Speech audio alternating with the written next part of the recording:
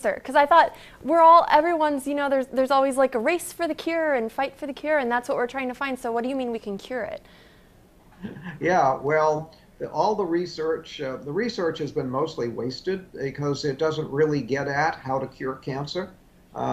Most of the research dollars go to how to measure cancer and how to treat cancer, but not how to cure it or how to prevent it. And again, the technology, the knowledge to prevent and cure cancer already exists. All we have to do is teach it to people, put it to use, and that's why I wrote a whole book on it. My book, Never Fear Cancer Again, because you don't need to fear cancer. Never fear cancer again because we know how to prevent it, we know how to cure it. All we need to do is teach people how to do it. So what is the cure? Well, we talked about, in the first segment about cells, how about the body is made of these little microscopic units of cells. You cannot be sick unless cells malfunction. Well, when cells malfunction in a certain way, we get what we call cancer. Well, what is that certain way? That certain way is that the cell is no longer metabolizing oxygen properly. So there is a deficiency of oxygen metabolism in the cell. When that happens, the cell turns into a cancer cell. So your job is to make sure that all of your cells are getting adequate amounts of oxygen and processing that oxygen properly. And then if you have cancer, you have to again make sure that the cells are getting and processing oxygen, and then the cancer simply goes away and disappears. I mean, we have people who read my books with stage 4 cancer, people who were sent home to die. They're told by their doctor, there's nothing more we can do for you. Go home, call hospice, die. They read the book, they cure their cancer, and it's all gone. It's so simple to do. So how do you make sure that your cells are getting enough oxygen? Because I can't tell. I mean, my cells look fine to me. I don't know. Yeah, well, they do look fine. Well, one thing you can do is to stop eating sugar. In Okay. fact, you have to stop eating sugar, especially if you have cancer. Cancer cells eat only one food, and that's sugar. So, Really? oh yeah, Oh, I and had they no eat idea. a tremendous amount of sugar. So if you eat sugar, you're feeding the cancer. So if you have cancer, you have to be off of all sugar. And if you want to prevent cancer, be off of all sugar. Sugar causes cancer in many different ways. For example, we talked about the fact that sugar lowers your immunity, damages your immunity. Well, your immune system is your #1 defense against cancer. So if every day you're constantly lowering your immunity because you're eating sugar, you're going to make yourself more susceptible to cancer. Then if you do have a cancer cell in your body, the cancer cell needs a lot of sugar. So if you're eating a lot of sugar, you're feeding the cancer cell, helping it to grow. Then if you're eating a lot of sugar, what happens is the body declares an emergency. When you increase the sugar content of the blood, the body declares an emergency and shoots a lot of insulin into the blood. The insulin tells the cells to suck up sugar. So the cells do that. They go and they take all the sugar up, but now the cell has too much sugar.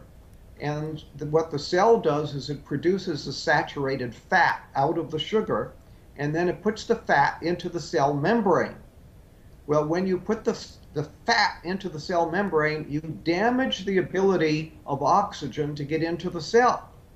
So when you eat sugar, you damage your cell membranes, you lower the amount of oxygen that can get into the cell, and now you may be creating cancer because you're creating an oxygen deficiency in the cell. Now we want to reiterate too, Doctor, what you mentioned in our first segment, which is that natural sugar is better, right? If you go for fruits, is that still okay to be eating fruit? Because we've all heard fruit is so healthy. Fruit is healthy.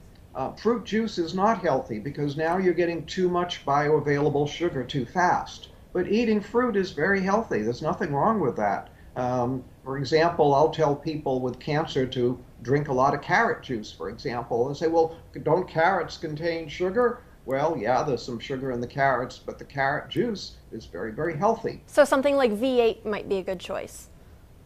No, not a good No? choice because you're basically dealing with a lot of vegetables that are very moldy and very old and just not healthy.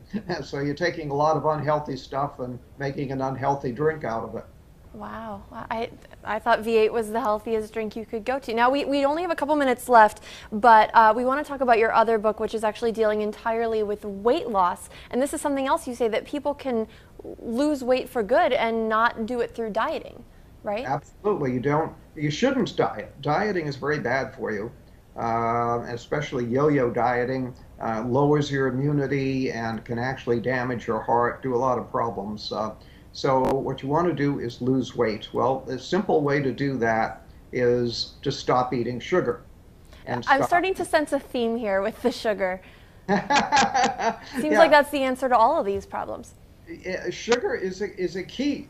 In fact, I talked once with a researcher at Harvard Medical School, and I said, do you think there's such a thing as a key to disease? And he said, well, probably not. But he said, if there was such a thing as one single key to disease, that key would be insulin. Hmm. And when you eat sugar, you make your insulin go up. When your insulin goes up, you throw your body into chaos. All your hormones are in chaos. Everything's in chaos.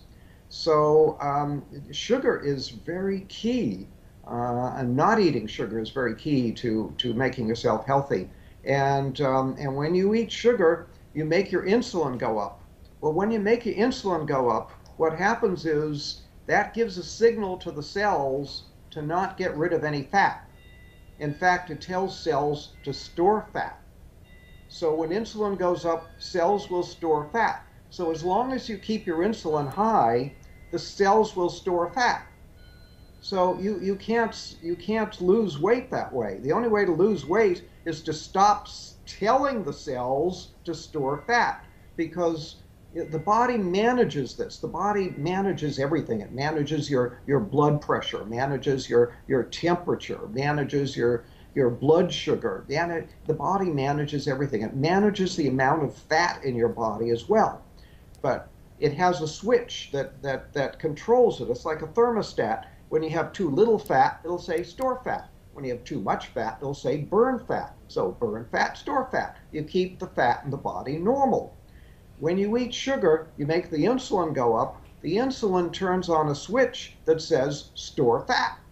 Gotcha. And as long as that switch is in the on position, I have people that come to me and they say, I eat like a bird and I'm still gaining weight. But they're eating the wrong things, maybe.